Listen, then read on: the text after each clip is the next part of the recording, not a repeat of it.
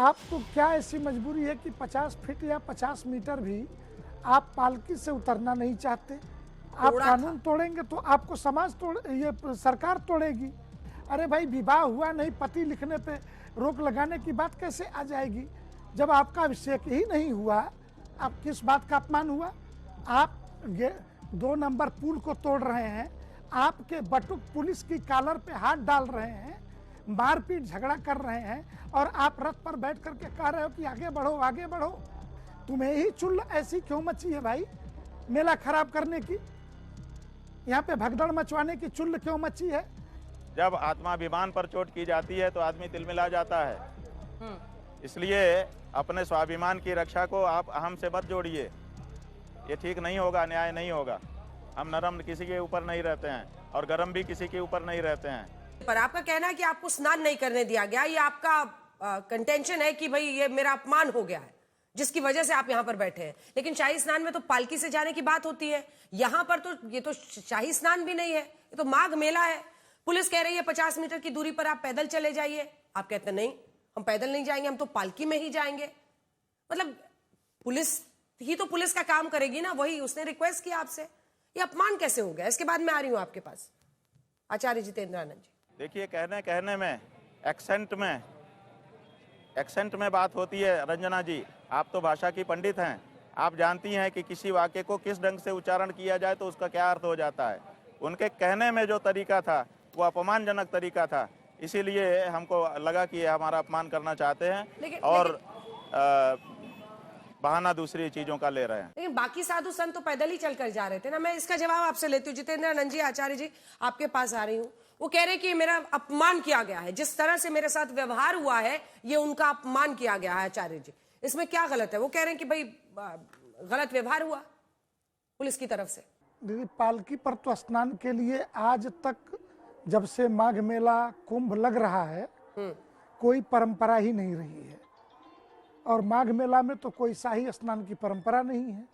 और शाही स्नान भी जो अर्ध कुंभ और कुंभ में होता है, उसमें स्नान के जो डी एरिया का क्षेत्र है उसके बाहर ही सारे अखाड़ों के रथ रोक दिए जाते हैं। तो आपको क्या ऐसी मजबूरी है कि 50 फीट या 50 मीटर भी आप पालकी से उतरना नहीं चाहते? और उस एरिया में जहां भगदड़ की आशंका हो, जहां पे 2 नंबर पुल किस लिए था? इमरजेंसी एग्जिट है वो। इमरजेंसी एग्जिट का बैरिकेडिंग तोड़ा जाना ये किस श्रेणी का अपराध है? योगी की पुलिस ने, उत्तर प्रदेश सरकार की पुलिस है, योगी उत्तर प्रदेश सरकार के मुखिया हैं वर्तमान में। तो कोई भी सरकार रहती, क्या अखिलेश की पुलिस ने इनको नहीं तोड़ा था क्या? तो जब आप कानून तोड़ेंगे तो आपको समाज ये सरकार तोड़ेगी। इसी पर जल्दी से जवाब दीजिए आचार्य जी आप। अभिमुक्तेश्वरानंद जी, बाकी साधु संत पैदल जाकर स्नान करते हैं और माघ मेले में शाही स्नान में तो भाई है, परंपरा है पालकी से जाने की। यहाँ पर आपको क्या ऐसी दिक्कत आ गई कि आप मतलब पैदल चलकर जाने को जो पुलिस कह रही थी आप तैयार नहीं हुए?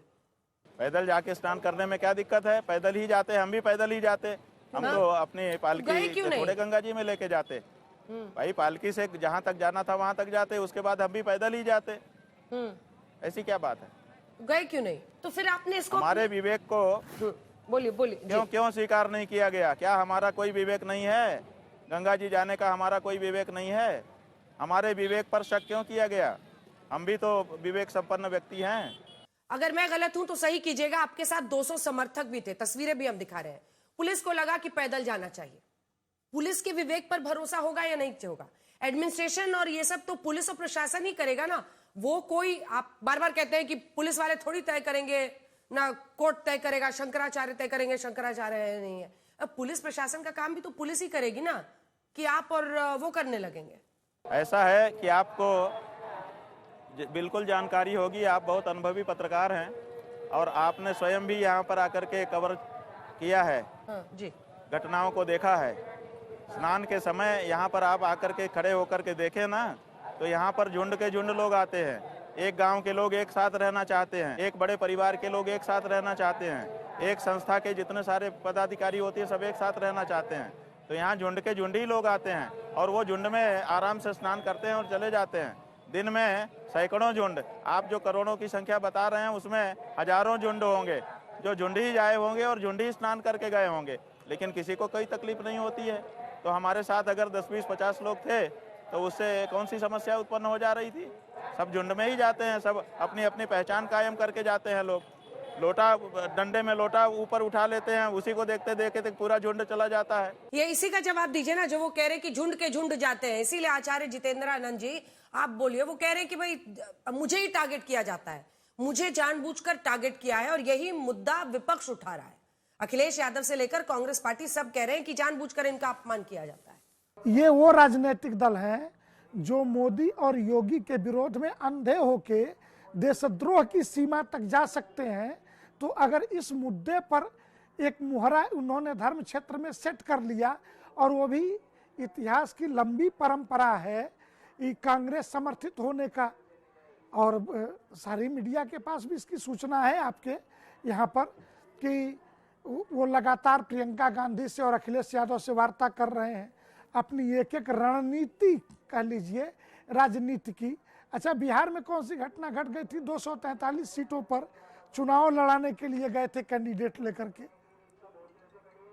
तो राजनीतिक व्यक्ति धर्म के चोले में अगर उससे कोई राजनीति ही करनी है तो उसका हमारे पास तो इलाज नहीं है। अभी मुक्तेश्वरानंद जी वो कह रहे हैं कि लगातार आप संपर्क में हैं पार्टी के नेताओं से। एक पॉलिटिकल सवाल इस पर मैं अलग से भी करना चाहती हूं, लेकिन असल सवाल तो ये है ना कि आपके पास मौका था। आप कहते हैं कि हाँ भाई पुलिस ने जानबूझ के मुझे टारगेट किया, योगी की पुलिस मुझे टारगेट कर रही है। आपके पास मौका था, आप एग्जाम्पल देते, एग्जाम्पल बनाते कि भाई ये पालकी में ही क्यों जाना है, आप मुझे अगर दिक्कत है मैं पैदल चल के चला जाऊंगा, गंगा जी और आपके बीच में कोई और क्यों आए? अच्छा सुनिए, हाँ। पुलिस का काम पुलिस करेगी। क्या पुलिस का ये काम है कि छोटे छोटे वेद पाठी बटुकों को चोटी पकड़ करके उनको घसीट घसीट करके ले जाए और उनको उठा उठा करके पटके? क्या 84 साल के बुजुर्ग के ऊपर जूतों से प्रहार करे? क्या दंडी सन्यासियों को मारपीट करे? ये पुलिस का काम है? ये पुलिस का काम किया गया है यहाँ पर जो किया गया है, ये पुलिस का काम होता है? अब देखिए वो कह रहे हैं कि पुलिस का ये काम नहीं है, पुलिस ने जिस तरह का व्यवहार किया है। स्वामी जितेंद्रानंद जी, आज सवाल ये है कि वो अनशन पे बैठे हुए हैं, वो तो वहां पर बैठ गए हैं, वो कह रहे हैं जब तक इज्जत के साथ मुझे स्नान के लिए नहीं ले जाया जाएगा मैं तो यहां से हिलूंगा नहीं। पहली बात दीदी कि वो शंकराचार्य नहीं है, न किसी अखाड़े ने, न काशी विद्वत परिषद ने, न शंकराचार्य परंपरा ने उन्हें स्वीकार किया है। स्वयंभू स्वयं को घोषित करने के बाद सुप्रीम कोर्ट ने उनके अभिषेक पर रोक लगा रखी है। अभिषेक जब हुआ नहीं तो उनके वकील कुतर्क देते हैं कि अभिषेक पे रोक लगाई ना, शंकराचार्य लिखने पे नहीं लगाई। अरे भाई, विवाह हुआ नहीं, पति लिखने पे रोक लगाने की बात कैसे आ जाएगी जब आपका अभिषेक ही नहीं हुआ और आपने ही कार्ड बांटे थे। अखबारों में आपके मीडिया सेक्ट ने बयान जारी किया कि 17 अक्टूबर को होगा, तो सुप्रीम कोर्ट ने उसी 17 अक्टूबर को आधार मान के 14 अक्टूबर को सुप्रीम कोर्ट ने सुनवाई करके रोक लगा दी, और उस रोक की बाकायदा व्याख्या उन्होंने कहा मेरे नाम से नहीं किया। तो हाई कोर्ट ने बाकायदा इनका नाम लिखते हुए कि स्वामी अभिमुक्तेश्वरानंद सरस्वती, और ये शंकराचार्य के किसी रिचुअल, अगर आपको चाहिए तो मैं अभी भी हाई कोर्ट और सुप्रीम कोर्ट के दोनों ऑर्डर दिखा सकता हूं, और मीडिया में निगेटिव बयानबाजी के चलते अपने नाम के आगे शंकराचार्य लिखने का जो परंपरा है, ये सनातन धर्म के लिए बहुत घातक है। ठीक है, ठीक है, ये तो खैर खुद ही कह रहे हैं कि कोर्ट ने उस पर, ठीक है, कोर्ट ने रोक लगाई थी, वो कह रहे हैं पटाभिषेक पर रोक लगाई थी, लेकिन उस दिन वो इसके लिए नहीं जा रहे थे। अच्छा, आपको जानबूझकर लग रहा है अभिमुक्तेश्वरानंद जी, क्यों टारगेट करेंगे आपको जानबूझकर? ऐसा क्या है? आप मतलब क्यों, आप ही को क्यों टारगेट कर रही है योगी की सरकार, योगी की पुलिस? क्या है ऐसा, क्या किया आपने? हाँ जी, बस यही बात है, जानबूझ करके टारगेट किया गया।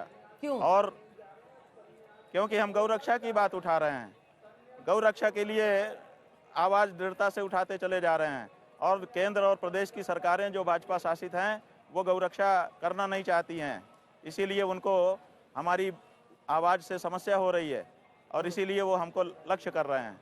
मूल बात ये है। अच्छा ठीक है, आचार्य जितेंद्रानंद जी वो कह रहे हैं कि उनकी आवाज, वो गौरक्षा के लिए आवाज उठा रहे हैं इसलिए उनके खिलाफ है। अब आप इस बात का जवाब दीजिए कि भाई एक तबका है ना जो इनके साथ खड़ा है, भाई कांग्रेस हो, समाजवादी पार्टी हो, ये सारे उनका साथ दे रहे हैं, और बहुत सारे लोग हैं, अब एक बड़ा बवाल ये खड़ा हो गया है, वो तो वहां पर बैठ गए हैं, ये सब उनका साथ दे रहे हैं। तो बनना भी चाहिए। वो तो पाकिस्तान के भी आवाज हैं, वो तो देशद्रोहियों के भी आवाज हैं। कश्मीर से धारा 370 जो हटी है वो नहीं हटनी चाहिए, ये भी कहने वाले वो हैं। वो तो मुख्तार अंसारी और अतीक अहमद जैसे माफिया और गुंडों की भी आवाज है कि उसकी न्यायिक जांच कराई जानी चाहिए। वो तो सेकुलर, सारे सेकुलरों की भी आवाज है कि प्रधानमंत्री को राम मंदिर के उद्घाटन में नहीं जाना चाहिए।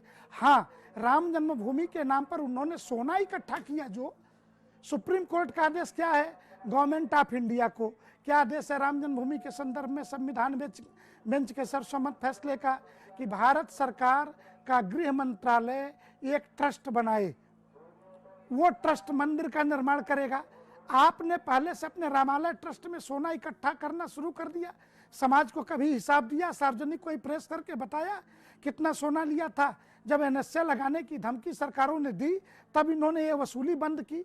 तो ये धर्म को धंधे में बदल करके और एंटी नेशनल गैंग की आवाज बन जाना, वो आवाज के लिए तो सोशल मीडिया पर पाकिस्तान से लेकर के टर्की तक से संचालन किया जा सकता है आराम से। दुनिया के अन्य देशों से भारत विरोधी सोशल मीडिया के जो लेकिन हैंडल है वो संचालित किए जा आचार्य जितेंद्र आनंद जी, वो एंटी बीजेपी आवाज के तौर पर अगर आप उनको देखिए, और वो तो कह रहे हैं कि हमको बीजेपी साथ तो दे।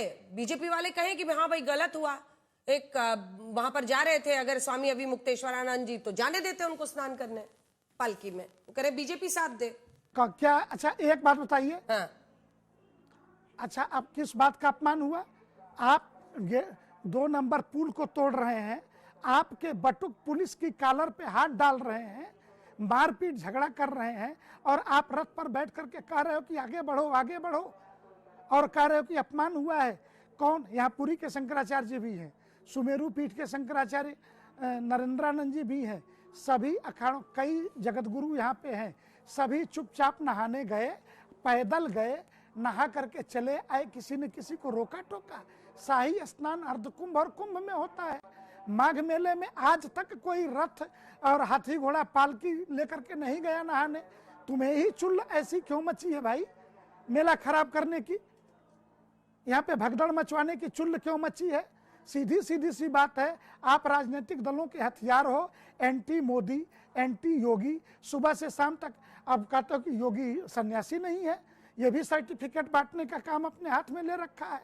जिस प्रदेश में जाओ, जिसके बारे में मन हो, जो मन हो वही बोलते रहो, और विशेषकर हिंदू समाज के बारे में विश्व हिंदू परिषद इनकी नज़र में संगठन नहीं है। आरएसएस के बारे में सुबह से शाम तक मोहन राव भागवत से लेकर के अशोक सिंघल तक को गालियां देना इनका धंधा बना हुआ है। तो इस धंधे के बदले इनके पीछे मुसलमान सपोर्ट में तो खड़ा रहेगा ना। जवाब दीजिए अभी मुक्तेश्वरानंद जी, वो कह रहे हैं कि आपका एजेंडा है बीजेपी के खिलाफ है, और धर्म के नजरिए से ही देखिए ना, क्या आपने इसको अपनी अहम की लड़ाई बना लिया है? धर्म के नजरिए से देखिए भाई, गंगा जी में स्नान करने गए थे, जाइए स्नान कीजिए, पालकी में ही क्यों जाना है? तमाम ऐसी बातें उठ रही हैं, पुलिस क्यों आ रही है? भैया आप जाइए गंगा जी में स्नान कीजिए। ऐसा है कि आप इसको अहम कह रही हैं ना, ये स्वाभिमान की बात है, ये निज सम्मान की बात है, और स्वाभिमान और निज सम्मान से बढ़कर के इस संसार में कुछ नहीं होता है। जब आत्माभिमान पर चोट की जाती है तो आदमी तिलमिला जाता है। इसलिए अपने स्वाभिमान की रक्षा को आप अहम से मत जोड़िए, ये ठीक नहीं होगा, न्याय नहीं होगा। क्या आप विपक्ष के हाथ में हथियार हैं बीजेपी के खिलाफ? बात यह है कि यही तो मजे की बात है कि शंकराचार्य का अपमान हो रहा है, दंडी सन्यासी बटुक ब्रह्मचारी मारे पीटे जा रहे हैं, और भाजपा के लोगों को सबसे आगे कतार में खड़े होकर के उसका विरोध करना चाहिए था, लेकिन भाजपा का कोई व्यक्ति नहीं बोल रहा है, दूसरी पार्टियों के लोग बोल रहे हैं। कितना गजब की बात है। और जहाँ तक हमारे संबंध संपर्क की भी बात है, तो हम पहले भी स्पष्ट कर चुके हैं, आज भी मौका है स्पष्ट कर देते हैं कि जो गौ माता का नहीं है वो हमारा नहीं है, चाहे वो कांग्रेस हो, चाहे समाजवादी हो, चाहे भाजपा हो। गौ माता का नरम रहते हैं। संकल्प सुनिए ना स्वामी अभी मुक्तेश्वरानंद जी, नहीं कर देते। आरोप ये लगता है कि विपक्ष के नेताओं पर आप नरम रहते हैं, अखिलेश यादव हो, कांग्रेस पार्टी हो, वरना एक वक्त पर लाठीचार्ज हुआ था ना। ऐसा है, प्रयागराज में नहीं काशी में चली थी और साधु संतों पे नहीं, हम ही पे चली थी। और हम नरम नहीं थे, हमने सरकार उनकी बदलवा दी थी। आप रिकॉर्ड उठा करके देखिए, हमने प्रतिकार यात्रा निकाली थी, उसका प्रभाव पूरे प्रदेश में गया था। हम नरम किसी के ऊपर नहीं रहते हैं और गरम भी किसी के ऊपर नहीं रहते हैं, लेकिन हृदय का संबंध उसी से स्थापित करते हैं जो सनातन मान बिंदुओं के प्रति समर्पित हमको दिखाई देता है। आज के समय में गाय माता की रक्षा करने के लिए हमने हर पार्टी के दरवाजे जा करके दस्तक दी है। कोई भी पार्टी अभी तक आगे आकर के गौ माता की रक्षा के लिए अपने आप को प्रस्तुत नहीं कर पाई है। उनका सीधा आरोप है बीजेपी का, जिस पर मैं एक स्पेसिफिक आपसे जवाब चाहती हूं। 2027 में चुनाव है और सोशल मीडिया पर भी लोग यही लिख रहे हैं कि 2027 में यूपी में चुनाव है, उसी चुनाव को टारगेट करने के लिए, बीजेपी को नुकसान पहुंचाने के लिए, विपक्ष को फायदा पहुंचाने के लिए आप इस मुद्दे को इतना हवा दे रहे हैं। ऐसा है कि चुनाव केंद्र में रख करके राजनीतिक लोग सोचते हैं, हम धार्मिक व्यक्ति हैं, हम चुनाव को केंद्र में रख करके चिंतन नहीं करते हैं, इसलिए वो लोग राजनीतिक हैं, राजनीति को ही दृष्टि में रख करके जो कुछ सोचना होगा सोचेंगे। लेकिन इसको छोटा प्रश्न कहना हमको और पीड़ा दे रहा है कि आप इतनी बड़ी घटना को छोटी बात कह रही हैं।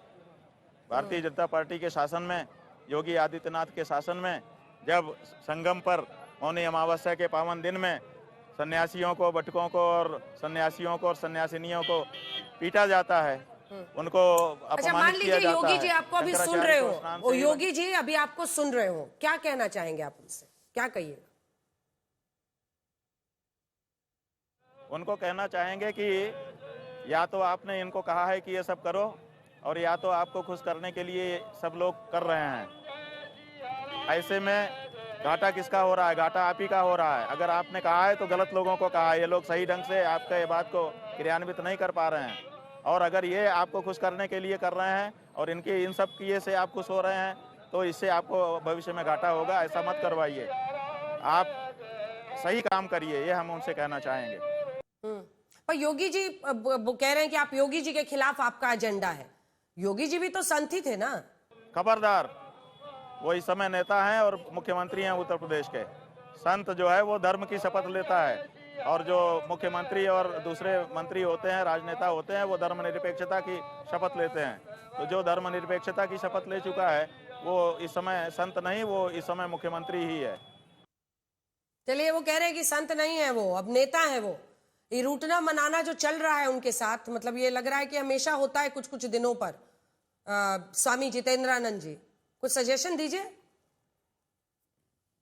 मैं इतना ही कहूंगा कि संतों की मर्यादा तो कलयुग के कारण अपने आप बड़ी मात्रा में नष्ट हुई है, धर्म धंधे के तरफ बदल गया है।